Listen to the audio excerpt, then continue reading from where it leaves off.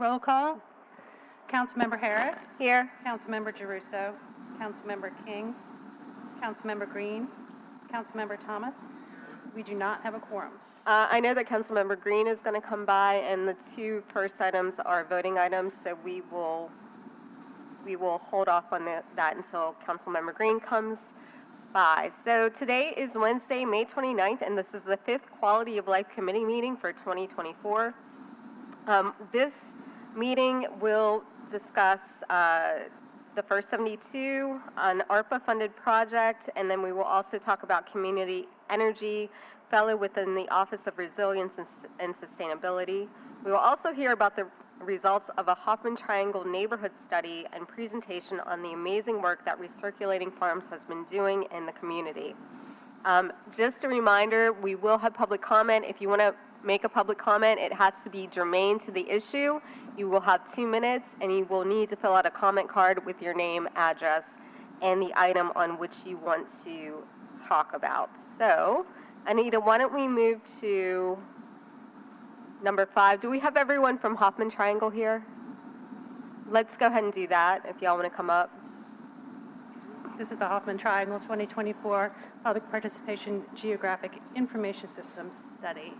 Our presenters are Blake Satterly, Director of Neighborhood Coalition, Madison Sensual, Project Manager for Neighborhood Coalition, Chuck Morse, Executive Director for Thrive New Orleans, Aaron Hansen, and Bailey Bullock, University of New Orleans students. Great, thank you, Anita. And I know you have a presentation.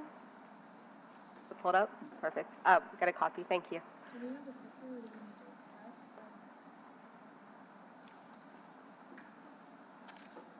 Do y'all want to go ahead and introduce yourselves when she gets settled? Yes, we have an updated presentation that I believe he's pulling up. Okay, sorry. I can advance this. Okay, cool. I'll start here. All right. Hello, thank you for your time. My name is Blake Satterly. I live in the Hoffman Triangle. I pastor a church in the Hoffman Triangle, as well as I live there with my wife and 5 kids, and I work with Neighborhood Coalition. Our mission as a team is neighborhood restoration through strategic partnerships so communities can flourish. So we're really focused on taking a holistic approach to human flourishing in some of the hardest hit and most complex neighborhoods in our city, starting with the Hoffman Triangle where we live and work. Now, when we say holistic, we're mainly speaking to the areas of life that are both internal, meaning mental, emotional, and spiritual, and the external areas, occupational, economical, environmental. We believe that because we are holistic beings, so must our strategies and efforts be holistic.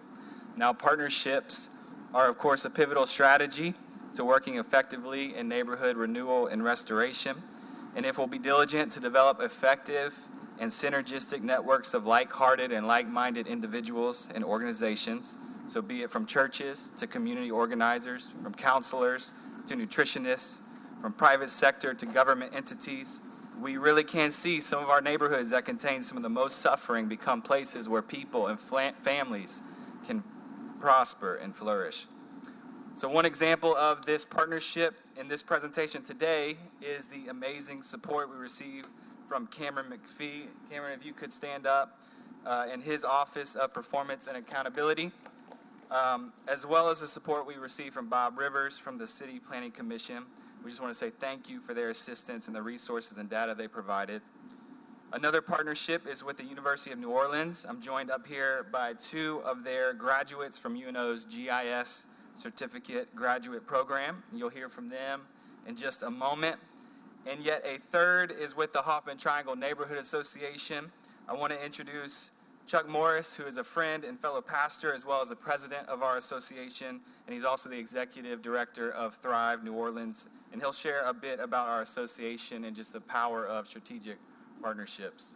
Chuck? Chuck, first and foremost, thank you so much for the opportunity.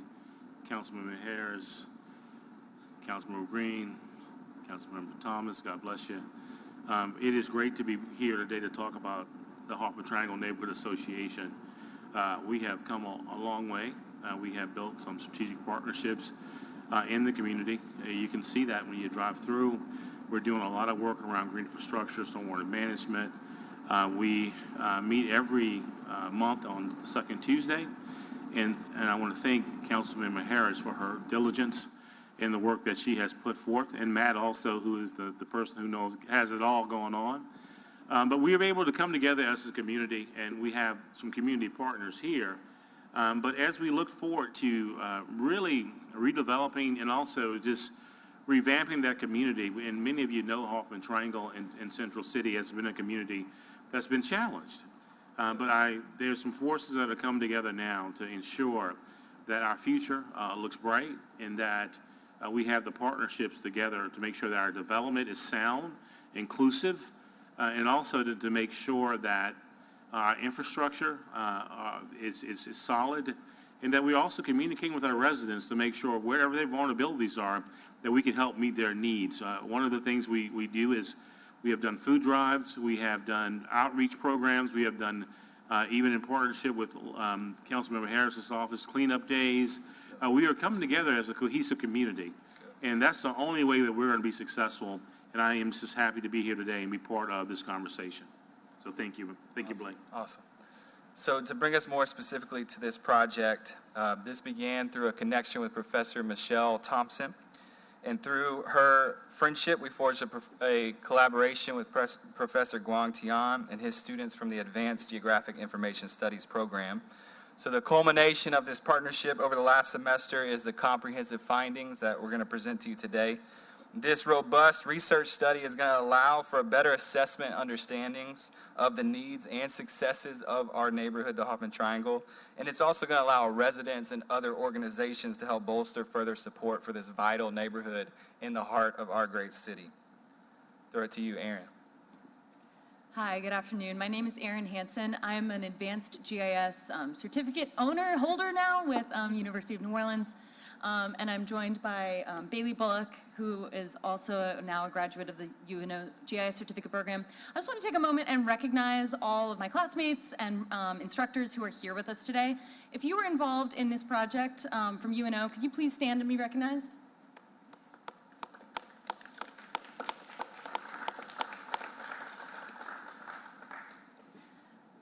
So I wanted to share with you not our survey findings, but some basic sort of like laying the groundwork for what were we looking at as part of this project. So the Hoffman Triangle is a neighborhood in Central City that's bordered on the south by South Claiborne Avenue, on the west by Toledano, and on the east by MLK. So it forms this beautiful little triangle right in the center of the city. The neighborhood is majority Black, so 84% of residents of Hoffman Triangle are African American, 16% are white. We looked at how the demographics in the neighborhood shifted from 2010 to 2020, and we found that the Latino population, which can include folks whose race is white or Black, rose from 0% in 2010 to 13% in 2020. Over that same time period, the population of Hoffman Triangle grew by a lot, okay? It increased 46% from 2010 to 2020. Over that same time period, the number of housing units decreased. So what you see is the average household size grew over that time. So more people in fewer houses. The neighborhood is primarily comprised of renters, so 76% of residents of Hoffman Triangle rent where they live. I think that's all I'm reporting on. All right. My name is Madison Central, and I'm the project manager with Neighborhood Coalition. I worked with the students to survey each parcel in the neighborhood over a course of 3 days, and the rest of our presentation will be based on the findings from our survey. So one aspect that we surveyed was primary feature. So what is on each parcel? And this is really interesting when we compare it to the information that was gathered during the 2012 survey. So what has changed over the last 12 years? We found that there's been an increase in overall structures. The overgrown lots have decreased significantly, and so that's extremely exciting, and we're really happy to hear that. Today, however, there are still 23% of the parcels considered empty lots. And so that's 229 parcels in the Hoffman Triangle that are empty. We also looked at vacancy. And so with vacancy, this can be a little bit more difficult to measure when you're just looking from the outside. But from our observations, we were able to see that majority of the properties, majority of the parcels are occupied, with about 32% being vacant.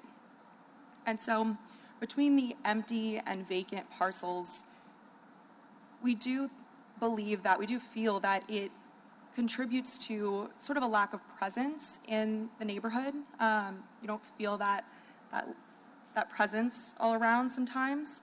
And so we also see it as an opportunity to get people into homes. And so, council, we'd love to work with you on creating pathways of how to get people into homes and owning homes at an accessible price. And another thing we looked at was trash, litter, or where tires were dumped. And so this is another place we'd love to work with you on when organizing the cleanup day. We could get you this information, work with you on this information to see exactly where the trash and litter has been congregating and kind of highlight those areas. Thank you. Hi, my name is Bailey. Great to speak with you all today. So for the survey itself, the way that we conducted it is we built a survey in Survey 123, which is an Esri product, and it's an app on your phone. You can also access it online, so it was very accessible to everybody that was participating. So everybody went around and we surveyed all 968 parcels. And we guided people to rank the condition of the parcel based on whether it was well maintained, which was good, whether it was moderately maintained or had seen better days, so to speak, for fair.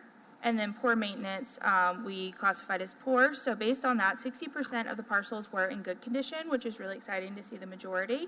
21% were in fair condition, and then about 18% of the parcels were in poor condition. Which again is just a visual assessment, walking up to the parcel and notating that in the survey on the app.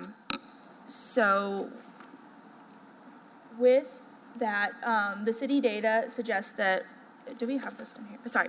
The city data suggests that blight is down significantly from 2012. We got data from Cameron McPhee. Thank you for that. And he walked us through that. So in 2012, the open cases with the city for blight, which includes the Chapter 66 grass cutting program as well as minimum property maintenance cases, there were 44% of the parcels versus nowadays, based on the 2023 data, that's all the way down to 11%. So we just want to flag that based on our findings from our survey, almost 20% of the parcels were in poor condition, and so we just want to notate that discrepancy, and maybe it's because of the fact that maybe we had a broader definition upon our visual survey, but we do think that was an interesting finding. So if you've been able to spend much time in the Hoffman Triangle, you can see that it doesn't necessarily have the feel of other neighborhoods you've spent time in. I think this is partly because of the extreme amounts of vacancy, as Madison mentioned. When my family and I first moved into the neighborhood, we only had one neighbor. We were surrounded by mainly empty lots or empty buildings. I think this is also because of the sidewalk situation. You'll see that on this information presented. 44% of our sidewalks in the neighborhood are either not there or are in bad repair. For a specific example, I've tried to take my 5 kids on many walks, bike rides, scooter rides through the neighborhood, and we often have to just kind of end up going home instead of being able to enjoy the neighborhood and meet some neighbors. The sidewalks or the streets are completely unmanageable or totally non-existent. And it's clear that this specifically is having a major impact on overall quality of life and us being able to see the community come together. Regarding streetlights, while the data here is not as alarming as we thought it could be, just because we have mostly functioning lights does not mean that the neighborhood has adequate amounts of lighting. You can see even on the map the areas where the throw of these lights is leaving blank spots that are left in darkness at night. One thing we are doing, Neighborhood Coalition specifically, to try to mitigate this is something we're calling City of Lights.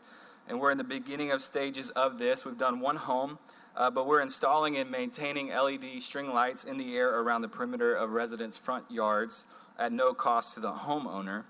And not only do we believe that the additional lighting can help deter nighttime criminal activity, it also, I think, helps to beautify the neighborhood and bring a unique identifier to our neighborhood that will set us apart. So when people drive by or drive through at nighttime, they'll get to enjoy the beauty of that. One of the guiding principles that we were thinking about as we were putting together this project was the idea of a 15-minute city. The 15-minute city concept is an urban planning concept, and we were fortunate to get to work with the originator of that idea, a scholar, author, thinker named Carlos Moreno, and he came and visited us at UNO at the end of the semester, and we got to learn from him. That idea says that within 15 minutes of where you live, you should also have everything else that you need to live a good life. So that could include work, healthcare, daycare, access to food, art, culture, community. And so with that idea in mind, we looked at neighborhood amenities. So we were looking at 4 categories: grocery stores, restaurants, daycares, and gas stations. So not everything you need to live a good life, but some of what you need. We, again, got data from the city that told us about those amenities in Hoffman Triangle.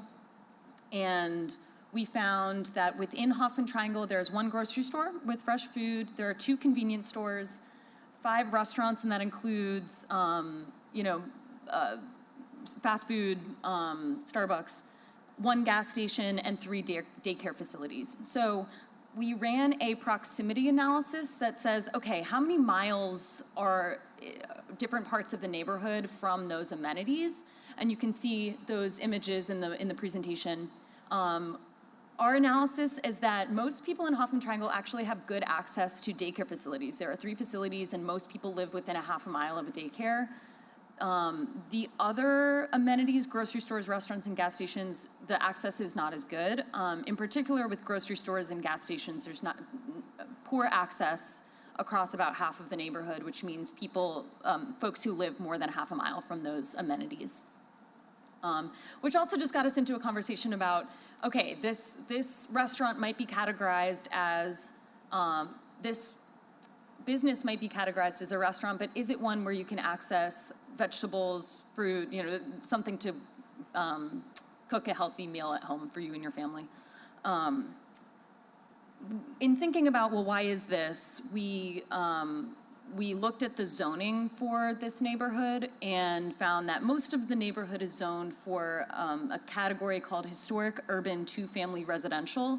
What that means is it's residential zoning. You can have some limited commercial development, but there are still barriers to being able to do with your property to provide some of these services that we're talking about. So whether residents of Hoffman Triangle can sort of engage in commercial activity, sell food, stand up a grocery store, stand up a daycare, there are sort of barriers that make it hard to do that, even though the zoning sort of technically allows for some limited application of those commercial developments. So just to wrap up, our goal today, I think, is to just present to you some of the beautiful successes as well as the difficult challenges facing our neighborhood. We'd like to request some time with you, Councilmember Harris, to continue to ask some of these questions and hopefully find some solutions together. What can we do with the empty lots? What can we do to expedite the repairs to some of our critical infrastructure to increase quality of life? How can we work with Chuck and the Neighborhood Association and other neighbors to discover their needs and desires for future amenities as the council considers future land use and zoning decisions? And I just want to end with proposing to you and to all of us that this work is urgent. While our neighborhood is rich with beauty and potential, it's extremely vulnerable to gentrification, inaccessible housing, and climate-related issues. We must work hard together to further bolster support for what is needed here, while also protecting who and what is already there. We look forward to working together for the restoration and renewal of our neighborhood, the Hoffman Triangle. Thank you. Yeah, I'd like to add one more thing before, is that also Blake and I are very much on the same page. I think Blake understands that the Hoffman Triangle Neighborhood Association should be front and center in all the stuff that we do. is not only about the neighborhood coalition. These challenges aren't mutually exclusive from the things that we do as a neighborhood association. So we've got to make sure that we do things decent and in order, and that we also sing from the same sheet of music as we move forward. Because these concerns are the neighborhood concerns. It's great to have the coalition here to help us, help the neighborhood association. We appreciate all that. But we also must understand that the neighborhood association should be the driving force and a partner in this, and a major part in this effort. No, I want to thank all of you for doing this work. It's amazing and confirms everything that we know about not only Hoffman Triangle, but other communities within our city. So, Chuck, I want to thank you. I want to thank you as well. If you looked at the new survey that just came out about housing, Verity's reporting on it, Silas Lee did it. And again, you're just confirming what we know, that housing is increasingly important, having affordable home ownership increasingly important, and we will continue to work on that together. As far as sidewalks and roadways and lighting, we forwarded this report to DPW so that they could see your findings and assess a solution. So I know that we have some roadway money coming up, we have some bond sales, and I will make sure to prioritize as much as I can this neighborhood. But I absolutely, from our walks with all you, from our cleanups, and from, Matt knows where all the bodies are buried and where all the sidewalks are missing. We know the importance of getting the repairs done in this neighborhood. So again, you're just confirming everything that we know. I know that we have Jeff Schwartz here. Yeah. And Jeff, if you could just come up for a second and talk about food and food deserts and the conversations that we've had around not only Hoffman Triangle, but other places within District B, and any results that have come up from your conversations. And our which column isn't working for questions. Sure, yeah, no. Jeff, go ahead. Absolutely. Thank you, Councilmember Harris. Thank you to the community members and leaders who have done really amazing work. It would be amazing to see this in every community in the city. Yes, Councilmember Harris is absolutely right. We've had a number of conversations about how we can support neighborhood retail and look at how quality of life directly affects community economic development. One of the conversations that I recently got back from the ICSC conference in Las Vegas that I was excited about was working with some of the dollar stores that have not frequently been very good partners. Anybody who knows me knows that I spent over a decade working on Broad Street, and dollar stores frequently have not been the best neighbors in communities. And we know that there's a lot of turnover, and in Hoffman Triangle, we know that there are some vacancies in some commercial locations. And we did have some conversations with them about not only being better neighbors, but also improving their models where they actually have fresh food-based stores that can introduce fresh food access. It's not necessarily full-service groceries, but it's more than 15% of their square footage being dedicated to fresh food access. So we are trying to chip away at conversations like that, but also looking at larger commercial corridor revitalization. If you look at the city's plan for generational economic transformation, then I'm very proud of our office for putting a stake in the ground around. And again, anybody who knows me knows that commercial corridor revitalization is near and dear to our heart, to the mayor's heart, and I know that council members talk about it daily. And so thinking about how corridors like Toledano, Washington and Broad, Claiborne, how they can all be better adapted to meet some of these community express needs and priorities, that's something that our office is here every day to be a partner on and work on with you all. Thank you, Jeff. And I know that we're going to have a more fulsome sit-down conversation with y'all with DPW. Jeff, hopefully you can attend as well. Be happy and to. we can also talk about some zoning changes that might help with getting additional commercial entities within Hoffman Triangle. None of our buttons are working, so I would just encourage my fellow council members to speak up. First of all, thank you, Councilmember. Thank you for the presentation. As Pastor was making his comments, I was writing down some that really stuck with me. Hardest hits are usually the most complex, where people flourish and prosper. But as I think about Hoffman Triangle, I think about Lauren Anderson and Roz Pacho, some of the advocates back in the late 90s and early 2000s who created a footprint around that, that was a livable community. Fox, Aaron's, Williams Restaurant, Baquet's Restaurant, the bakery, and several businesses that even before you had South Claiborne and Toledano, it was already a livable community. As a matter of fact, if you know the history of Hoffman's Triangle, it was the anti-Broadmoor in Uptown, which meant it was more livable and more affordable. Families who were renting, leasing in Broadmoor, bought homes in the Hoffman Triangle. But that initiative was subsidized in a partnership with government that created the individual homes on the Hoffman Triangle, along with the Central City infill project, the Holy Ghost Initiative, where the city went over 41% homeownership for the first time in about 30 or 40 years. So, you know, my comment is we're creating this kind of like disparaged community, but its history was actually a vibrant community with working class people. And as I kind of study it and look at it now, a couple of things happened. There were several major infrastructure projects, like on Galvez in Washington, that took 20 years to finish. It locked off and blocked off a lot of the interest that was created pre-Katrina. So how are we looking at infrastructure there?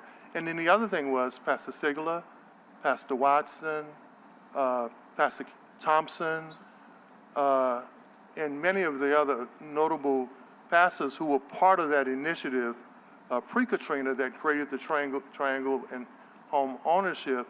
So how are we connecting what was to what is, especially because I hate hearing what we're saying now because that's contrary of what that community was. And I don't think you build on a negative.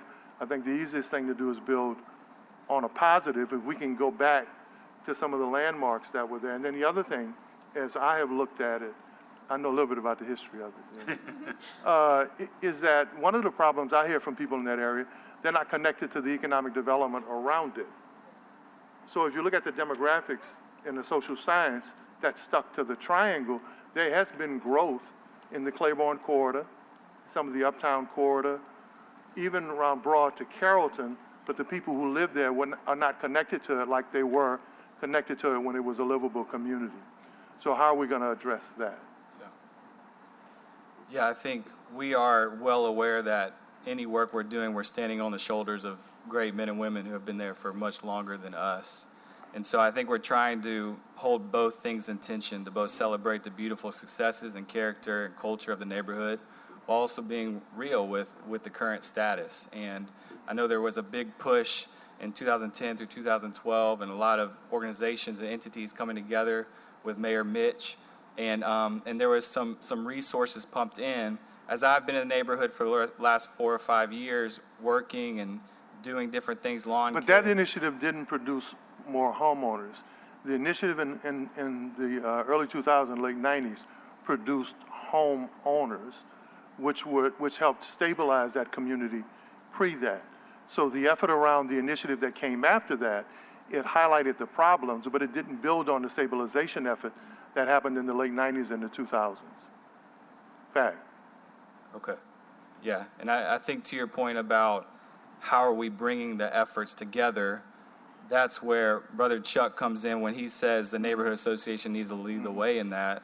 We say yes and amen to that. We say there's already networking, there's already connections, there's a great synergy happening. Right. And I don't think there's maybe other neighborhoods that even can carry that sort of momentum that we have right now. So pastors are coming together regularly. Pastor Thompson is still a major part of what we do. Yep. Rosa Dickerson, I know you know Rosa. Yeah. She's still part of it. So we still have the folks who know the history and the character and you know all the legacies. And all of you are 100% right. The development there, that was a haven often for African Americans and business owners. That gas station that's right there on Washington and Galvez. So the question is, how do we be better? And that's my thing. I didn't want to jump in, but I think you guys are on to something, because I think you're culling out an area that has a strong history. If you can build on its past I believe in asset building. I think too many people in this town want to build on a negative. it's very difficult to do that. But if you build on what the assets are. But the most important asset back then was there was this initiative partnering with HUD, partnering with the Hope Six, partnering with folk who, because the prices in Broadmoor were going up tremendously, so folk couldn't afford to live there. Well, they picked that piece between Martin Luther King and Toledano, in Claiborne, in Broad, and there was a concentrated effort of home ownership that became the foundation before Katrina. So I'm just always interested in, when you create homeowners, it's harder to gentrify. Yes. And my concern right now, Councilmember Harris, is that with everything that you guys are going to do, the neighborhood is ripe for gentrification, especially when you see the movement from the riverfront towards the Carrollton area and how the demographic and the population has changed. So if you don't stabilize it with home ownership, especially while capitalizing on the fact that I couldn't afford to buy in Broadmoor again today, right? So if you don't capitalize on that with the stabilization base that worked back then, how do you stop it from gentrifying? I'm just trying to offer a little bit of my little mind with the history of it, that's all. And I love what Councilmember Harris is trying to do, but I think home ownership is one of the keys in bringing back those businesses that folk didn't have to go drive or walk anywhere because they were already there. Yes.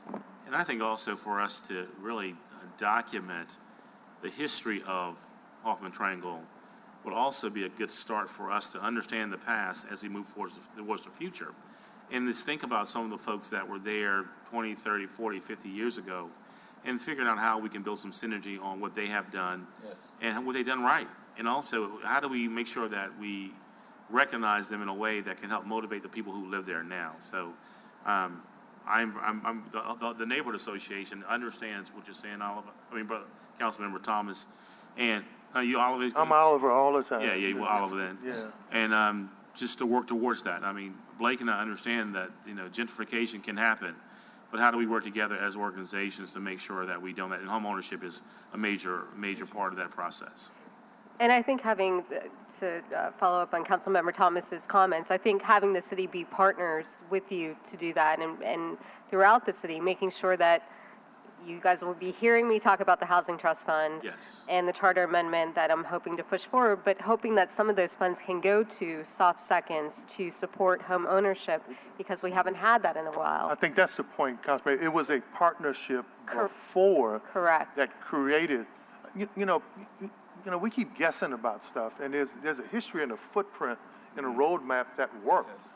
I think people forget that New Orleans had the highest reduction of violent crime of any city in America, double the national average up until 1996.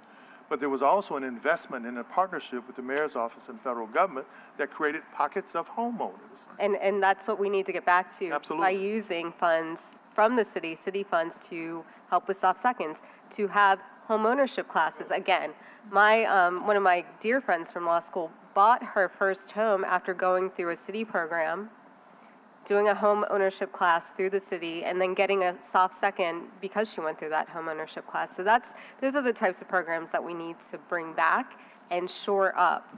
And so I'm here for it. I'm here for you all. I appreciate the study. Councilmember Green, I know you have something to say.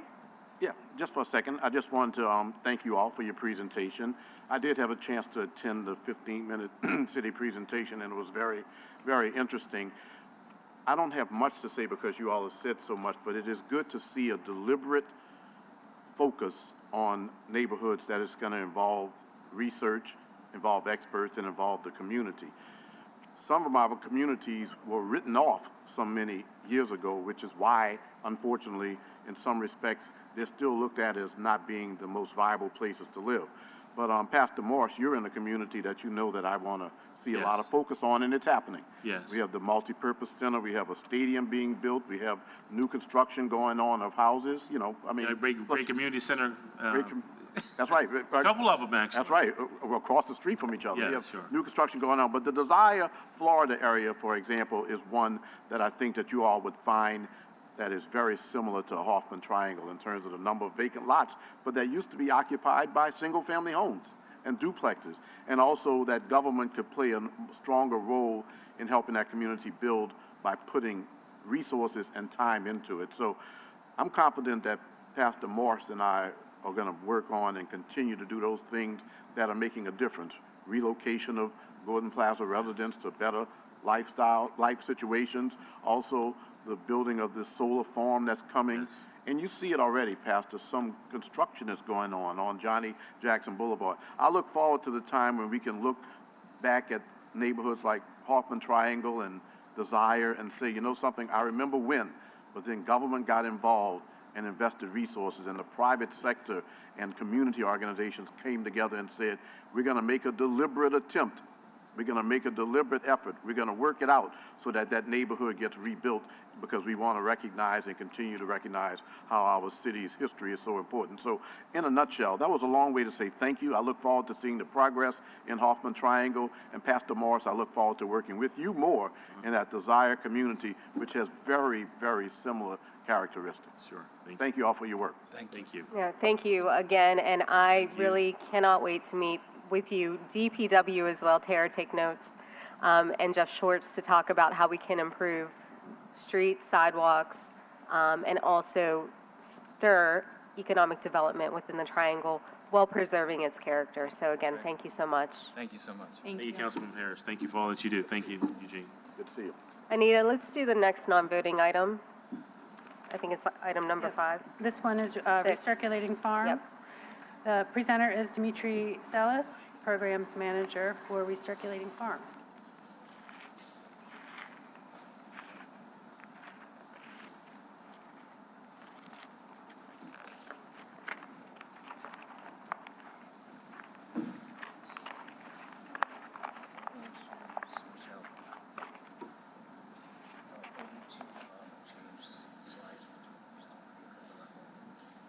I can't.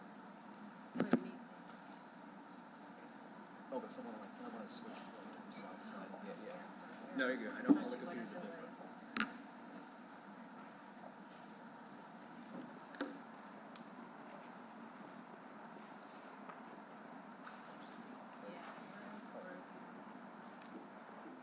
Oh, perfect. Thank you.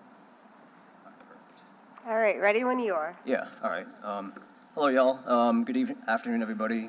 Thank you for having me. Thank you, Councilmember Harris and Matthew, for inviting me to speak today. It's an honor and a privilege.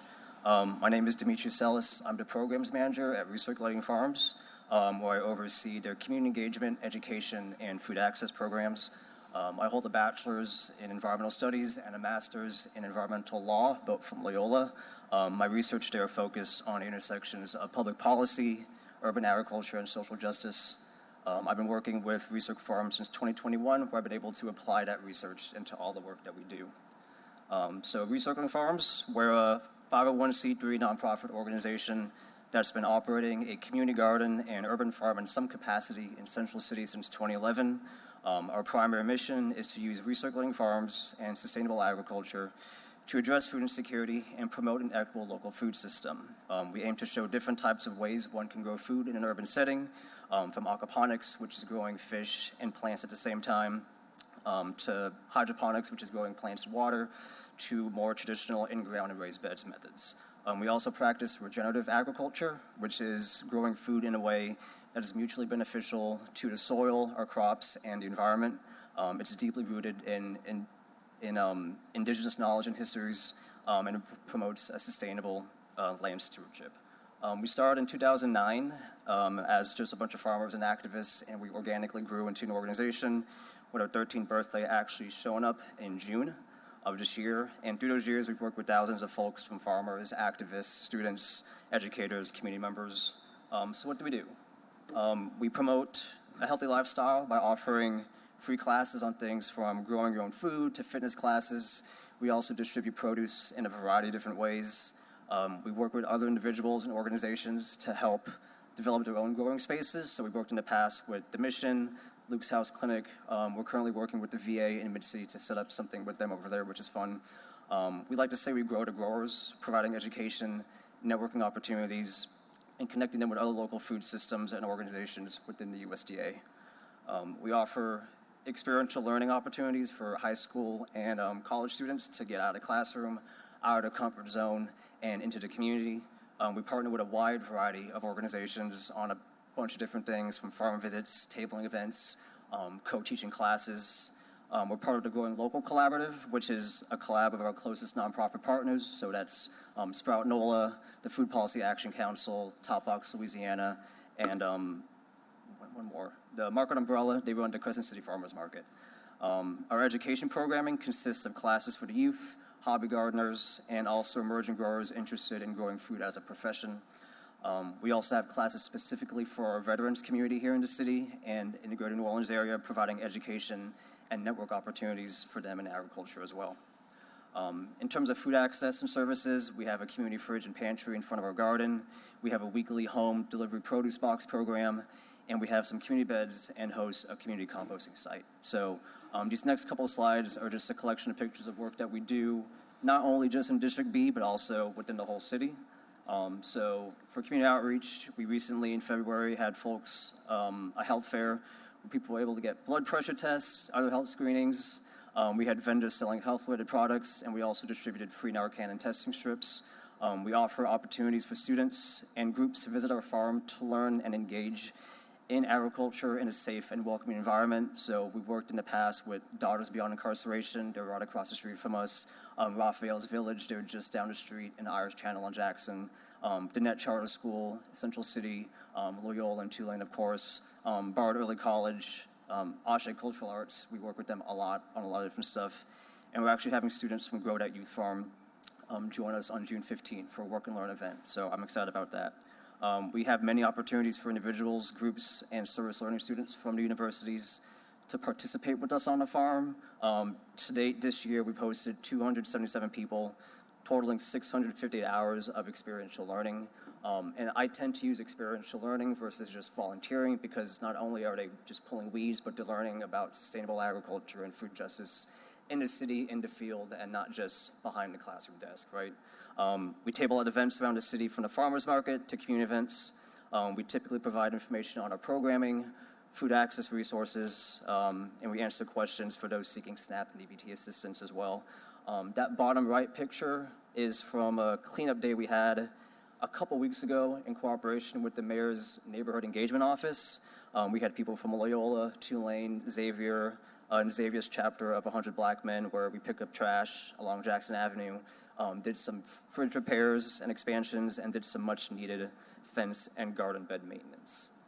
For education, as part of us providing a space for networking and connections for growers, we recently invited representatives from the USDA's new office on Bayou Road for a community Q&A where people were able to talk directly with the USDA and ask some questions about the program. So not over the phone, not over email, just meeting us where we're at, talking to the community.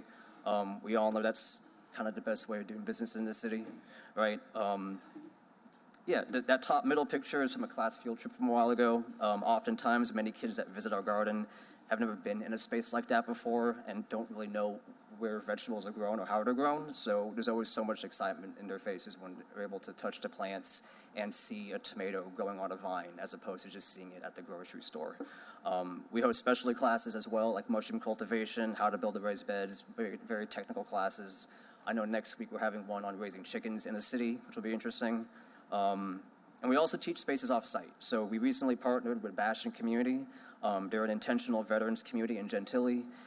Every couple weeks we go and teach classes on growing and preserving food, and we're helping them to develop the raised and in-ground growing spaces. And we have plans to do that similarly with the VA in the new Mid-City site. So that'll be coming up within the next couple months and year. Yeah, for food access, this is kind of like a bulk of the work that we do, like we grow food, right? One of our longest and well-known programs is our produce box delivery program. Every Friday, we pack crates of food that we grow and that we aggregate from local farmers. And our partners at Top Box deliver directly to people's doors. So it's great for those that are elderly, homebound, or just for whatever reason can't make it to the grocery store. And it's all for only $16, and it drops down to $8 if the customer's paying with EBT. So it's a really great deal. That top left picture is kind of an example of what the contents look like. We don't make a profit off of this. We try our best just to kind of break even. And we currently have the capacity and means to distribute 40 boxes a week, and we sell out every single week. We have a couple community beds in front of our garden that people can harvest when they please. And we also have a community fridge in front of our garden where all of our extra harvests go, but also individuals and other mutual aid organizations kind of help keep that fridge stocked and maintained. It's a highly used resource by our neighbors and community members. As I mentioned, with support from the Mayor's Engagement Office, we're able to expand that shed to include dry storage, shelving. We're able to install solar panels on top, so it will be able to keep running in the event of a power outage or after a storm. It also as kind of like a community charging station, which will be nice. It's a resource for people of all ages, races, genders, life experiences, states of minds.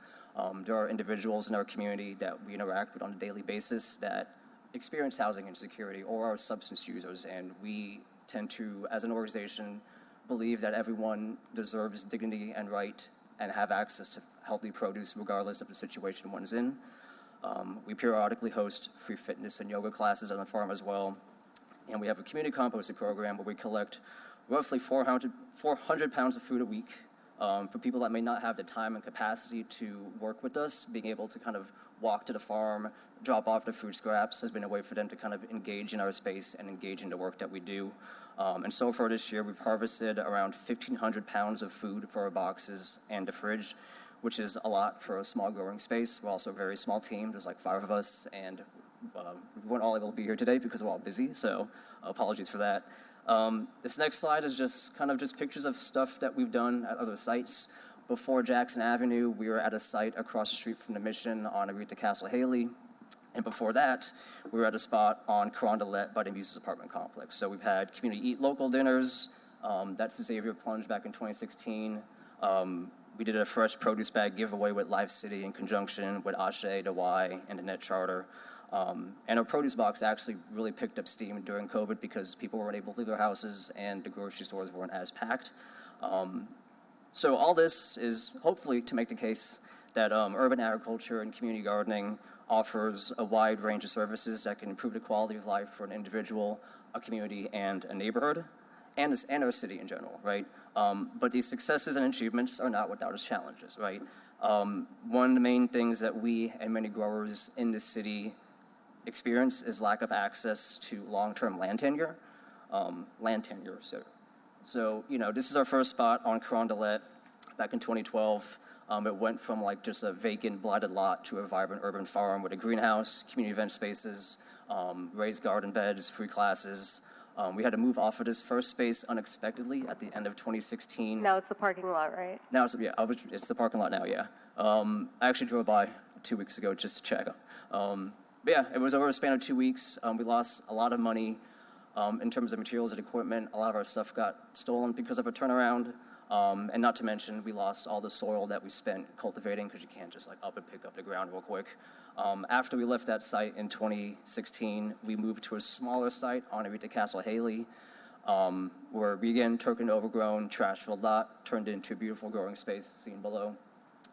We knew this wasn't going to be a permanent space, just kind of an interim spot. And I believe now it's just a bar and event venue, and I'm just blanking on the name of the business right now. And yeah, this is our current spot that we've been on since December of 2019, right before 2020, so the timing wasn't great, but we made do with what we did. We grew on 2 lots on Jackson Avenue where we did the same as the last 2 sites, right? Turned an empty lot into a productive farm and community garden space. We're hoping this will be our permanent home and hoping to purchase these lots in the near future.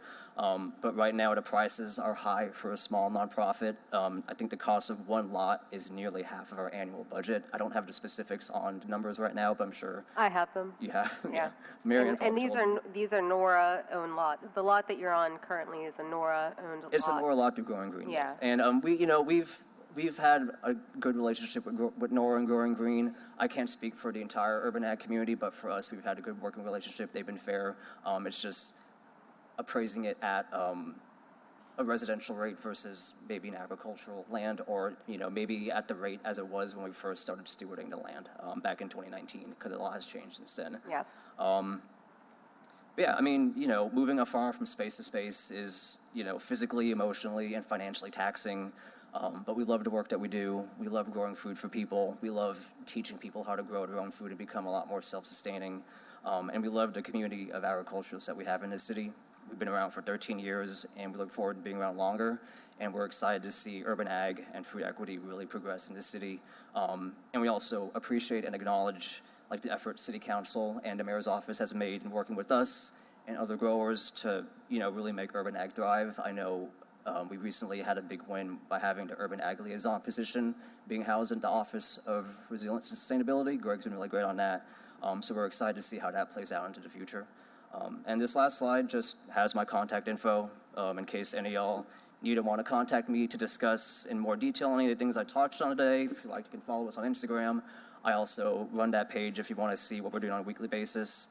And yeah, that concludes my presentation. I yield the remainder of my time to the committee, and I'm happy to engage in any questions and comments that y'all may have. Thank you so much. Councilmember Thomas. First of all, thank you for your presentation and this very important topic or subject. If you look at parts of Gentilly and New Orleans East from the Almanasta overpass all the way out to Fort Pike, its natural topography, the land, the availability of land, as well as the population, right?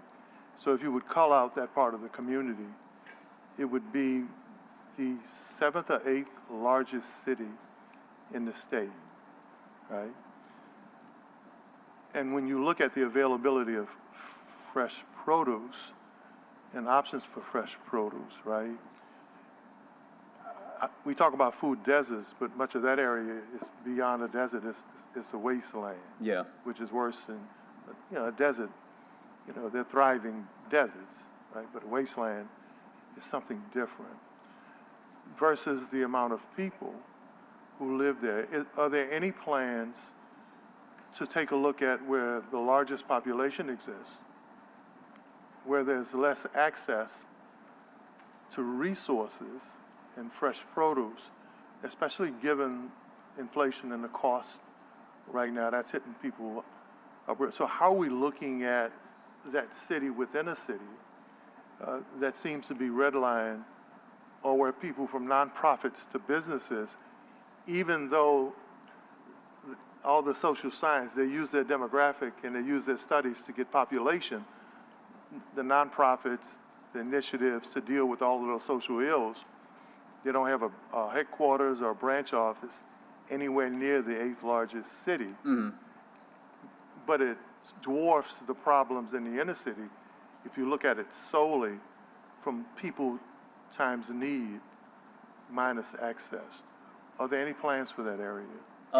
Specifically for that area, I can't speak of because we're based in Central City. We kind of emanate outward, but I think I will say broadly. I moved down here in 2011.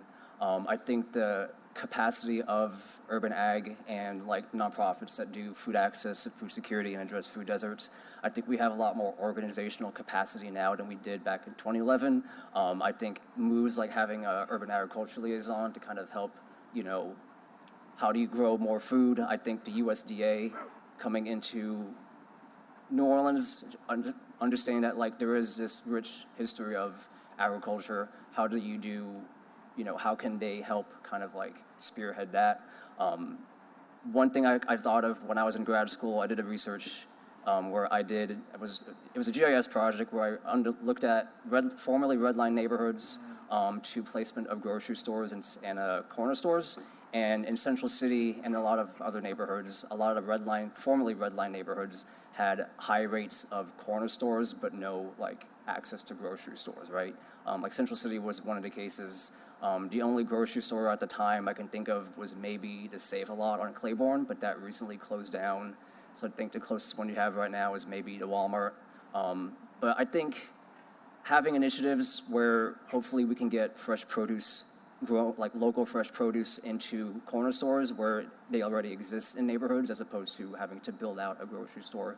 I think that would be a good first step. I hope that kind of answers your question. I just can't specifically speak to Gentilly just because that's not the district that Okay, so you're not focusing on that area. Your nonprofit and what you do is strictly to serve Central City. I think what we do at Restock Farms, we say we kind of emanate outward from Central City. I think the work that we do within the Growing Local Collaborative with Sprout NOLA and the Food Policy Action Council and the Crescent City Farmers Market and Top Box Louisiana has been able to expand our work outside of Central City broadly to a more, greater area. Like, we're a small team, but all of the GLC groups are small teams, and we've found out that we work better if we just collectively work together to do stuff as opposed to working separately in a silo. So. Yeah, I just thought, first of all, thank you for what you do. I just thought that was interesting because the history of Central City is in farming. When the city grew from Central City to the lower Ninth Ward, and the Ninth Ward parts of Gentilly and New Orleans East, the history of those communities were urban farming. When they put that shovel in the Industrial Canal in, I think, 1918, and finished it in 1923, when you walked over it before there was water, there was like few farms that control most of that area, and in the upper Ninth Ward in Gentilly. So it's just interesting to me how we get back to the area that offers the most available land. Yeah. Right, because think about this. If you could access that level of available land, it's cheaper per square foot than it is in Central City, much cheaper, and there's a whole lot more of it. So why isn't there more, especially urban farming initiatives, where the farm started and where the land is cheaper to access? And if you look at the demographics, right, if you would look at the Alice report from United Way, or the data centers report on just not only the demographics, but from income to kids to youth, that area checks all of the boxes. So is there any talk about expanding that effort to the food wasteland versus the food desert? Yeah, I think one of the biggest, I think the two biggest barriers that a lot of growers have in this, that have is access to long-term land tenure. Like I said, it takes a couple years to kind of build up the space, build the infrastructure, but it's a big capital investment. And I think, Sprout NOLA recently got a big grant from the USDA to kind of. What about if the municipality owned the land? I think one of the biggest problems is the city's sitting on stuff with buildings that they don't use, with blight, with municipal property, that the value is in the land. And I don't know why we don't start clearing the land and clearing the buildings so we can make use of the land. And this isn't the first time this has been said. Yeah. But what about if it's municipal property that can address the food desert and the need for fresh produce? Yeah, and when I was in grad school, when I was doing my research, there were a lot of other cities like Seattle, Portland, San Francisco, Chicago that do have these like municipal urban agriculture programs. Not everything that works in those cities work the same here, but I think that would be a really good step to have if we had somewhere housed. The Seattle program was probably the best, the best out of those. The Seattle one, and the most sustainable. Yeah, and that one's been around for a very long time too. Right. That one has a lot of data that Right. backs up all the work that they're doing in terms of community gardening and having community buy-in. So, Councilman, I'm just interested in a discussion about how we broaden what you're doing, because it's a citywide problem, right? And if you look at population and population shifts, especially post-Katrina, the most disparaged population is being pushed two places, New Orleans East and Algiers. And everything about housing and what happened post-Katrina with HUD and affordable housing pushed those populations to the edges of the city because it was the only places you had affordable multi-unit complexes. But none of the, and I tell folk all the time, why are we surprised at what happens in some areas when the populations were pushed to those areas, but everybody who serviced those populations stayed downtown? So you got 80,000 people that meet the demographic, Yeah. that meet, in terms of the subsidies, they meet all of the social science requirements, but they don't have anybody's nonprofit or branch office providing what they need. It ain't rocket science.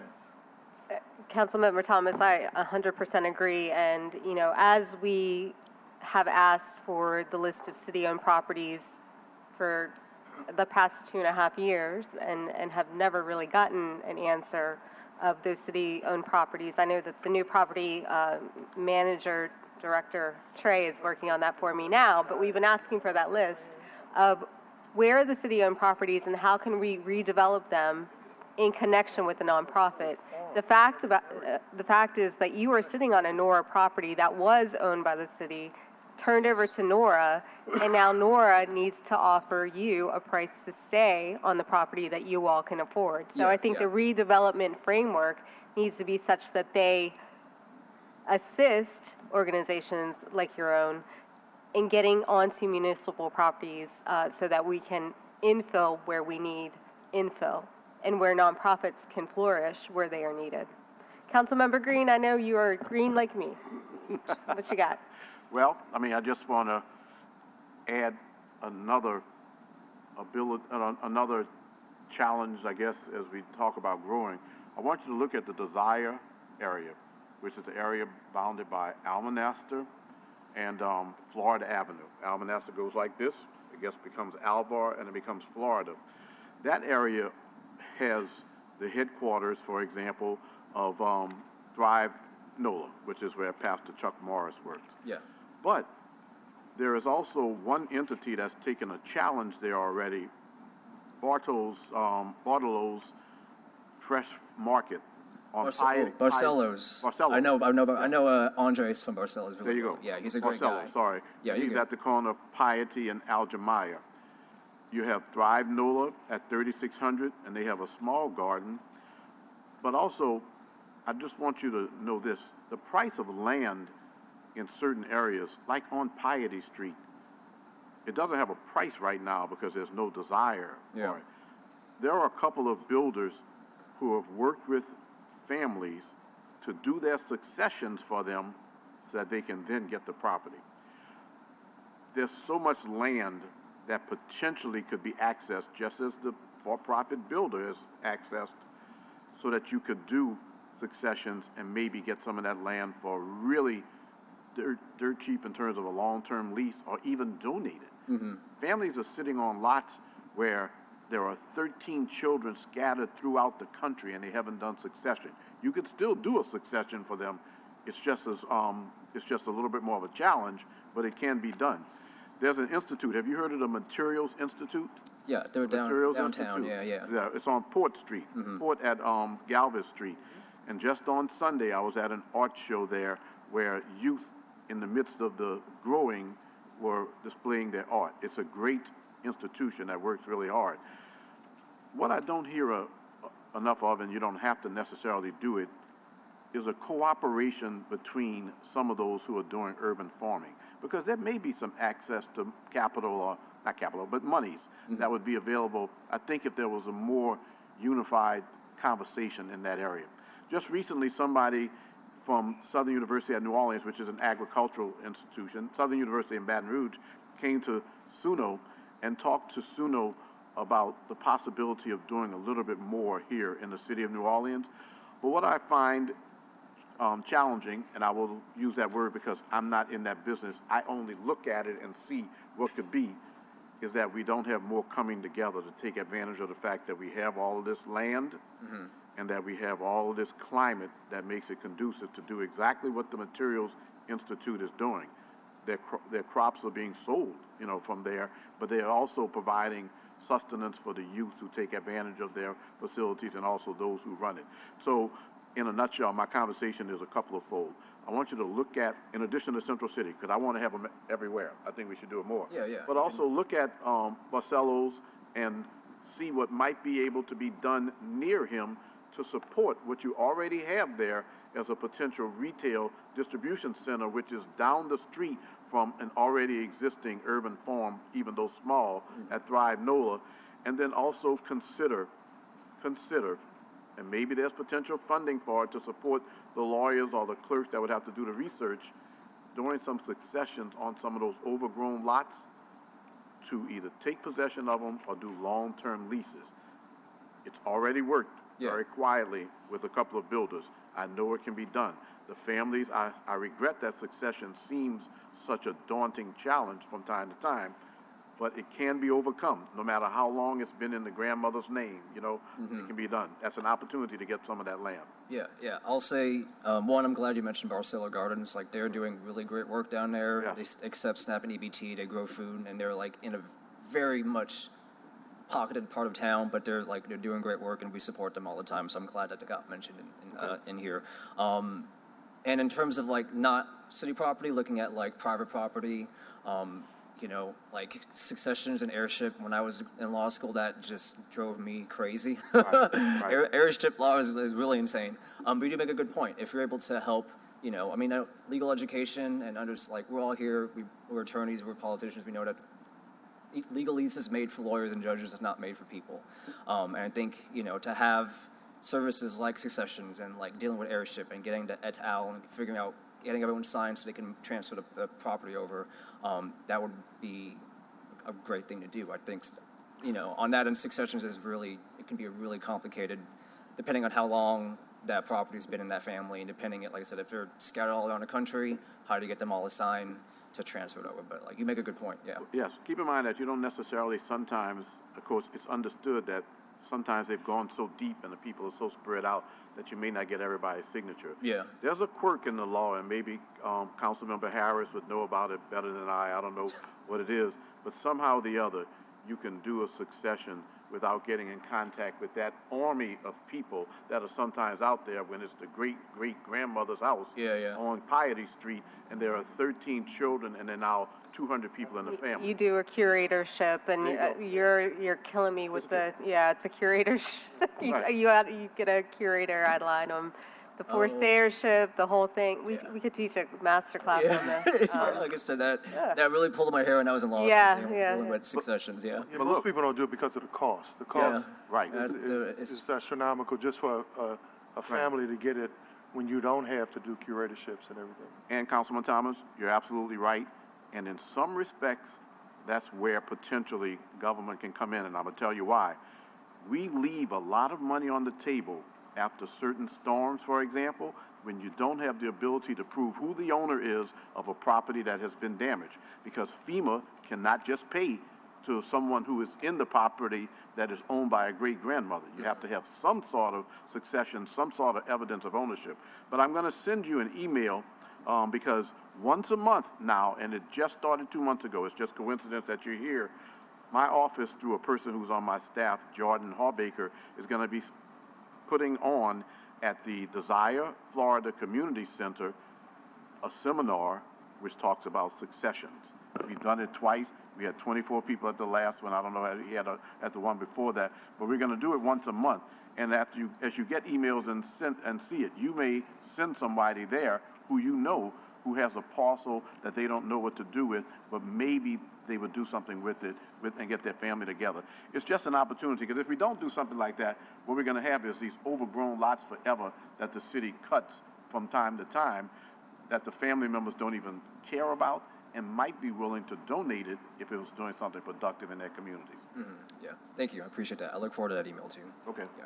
Dimitri, thank you so much for all the work that you do in Central City. I go on your Instagram all the time and try to get Top Box, but it's always sold out. Oh, so. yeah. There should still be times. I'm sorry. Yeah, I know it's cool, but the programming that you do is amazing. And again, let's keep in touch about Nora and the price of that property. And I know that there's some other blighted property nearby that could be used by recirculating farms to expand and to ensure that you're not pushed from one parcel to another, that your permanent home is within Central City. But it sounds like 2 other council members would like y'all to franchise and expand, so. Yeah, right. Right. So we Go will east, young man. but stay in Central City for now. So thank you for your Thanks. presentation. I appreciate y'all. And I y'all are appreciate always you. welcome to come by the farm to check things out too and speak. So yeah, I appreciate it. Thank you. Thank you. Anita, now that we have a quorum, can we go ahead and I will move to approve the minutes from last meeting? I have that one online comment Oh, for okay. this item. This is by Val Coopit. He says, briefly, this indirectly affects this cause movement. New Orleanians would like to plant vegetables, et cetera, in their side yard and enjoy the tranquility and environmentally friendly aspect of keeping it green on their lot next door to their main dwelling. Problem is, my area is the tax assessor does not consider this blank slate of green space to be less valued than a lot with income potential. I, for one, have a garden in my lot next door, but the assessor will not consider the value as it sits, and has determined that I should pay taxes on its resale value, which equates to $30 per square foot. Yes, absurd, but he goes basically on sales of land for a build-out for a new home and cannot comprehend the difference and blames the laws. I implore that this group challenges this sales chasing of property taxes so that everyone, no matter their location, can enjoy the fruits of each's labor of gardening, and ask council to pay attention to this wrong. This is happening to so many of your constituents. And that's it for those comments. Thank you, Anita. That comment's well taken. This property should not be assessed as if there's a home being built on it, so something for us all to think about. So with that, I'll move to approve the minutes from last meeting. Seconded by Councilmember Green. All in favor? Aye. All right. Can we go to item number 3, please? Sure. This is motion M24-215, authorizing the council president to sign the sub-recipient agreement between the city and the First 72 Plus for an ARPA-funded project that was selected through the Economic Mobility in Motion Moving New Orleans Forward program. It's a 3-year agreement with a total comp of $500,000. It's a wraparound. It implements the First 72 Plus wraparound services for reentry, workforce training, and entrepreneurship program for formerly incarcerated citizens. Got it. Okay. And Councilmember Thomas, this is your item by request? Yeah, just another effort to engage returning citizens to stop this movement of democracy by subtraction. For people who come back, to at least help them regain their citizenship with services. The tag is only $500,000. Louisiana incarcerates more people per capita, which we don't talk about since we do, and they all don't get life sentences, more come back home per capita. So it's an effort to help stabilize them and help them reclaim their citizenship.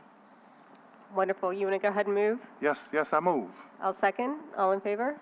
Aye. Aye. Aye, and this will go on the consent agenda for the next council meeting. Councilmember Harris, Yes, sir.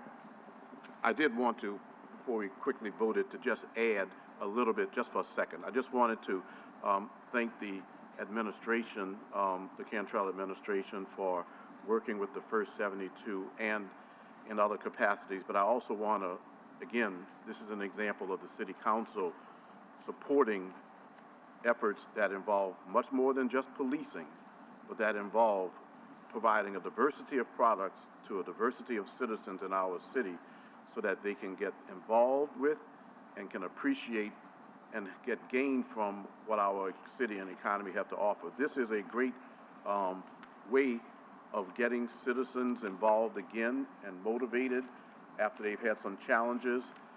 But I just want to say to some people who are watching, the City Council does this a lot. And I just want to tell you that I'm pleased that when the administration brings to us these particular ideas in an executive capacity, that on many, many occasions, the City of New Orleans City Council has been strongly in support. Youth programs, trauma recovery programs, and programs designed to help those who need to come back and get support as they re-enter society. So I'm just pleased to offer this vote. I'm saying that because of some things that have been said, I think, in the media that don't need to be said in the media. This City Council is behind a lot more than just policing to get things done. Well, we got some funding for this one. Move adoption again. Again? Again. Is that legal? The second? I think we're all in favor, yeah? Somebody go, look, there's a camera over there. Robert's rules. All right. All right. Well, thank you, Councilmember Thomas. Thank you, Councilmember Green. This is a great program. Again, the survey that just came out talks about workforce training, entrepreneurship, and social services to as a means to curb crime. So this is one of those initiatives that we fully support.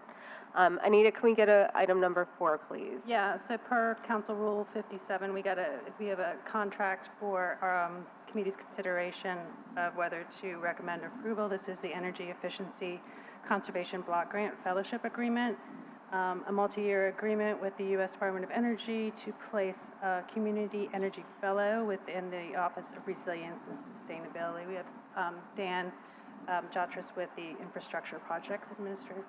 Administrator for Office of Resilience and Sustainability. Dan, did you want to? You want to say anything, Dan? Come on up.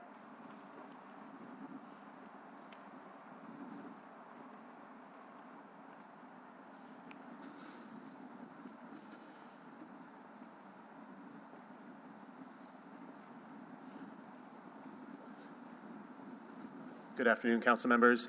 Dan Jotras with the Office of Resilience and Sustainability. Thank you for the time to present quickly today. This motion is in regards to the Energy Efficiency Conservation Grant Program, which is from the U.S. Department of Energy. The city is a recipient of about $380,000 of formula funds from that program. We also applied for and received, or were awarded one of 27 communities that will be getting an EECGB fellow. That person will be joining ORS as a staff member for the next 18 months.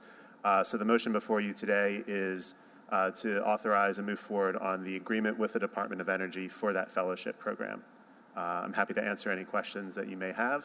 Any questions? All right, Councilmember Green moves. I will second. All in favor? Aye. Ayes have it. And now we can move to adjourn. I will move. Councilmember Green seconds. All in favor? Thank you all for a good, productive meeting today. I want to know what's wrong with these machines. I need to know. With all that we've invested in this city, these machines should work better. Technology is what's wrong. I need to know.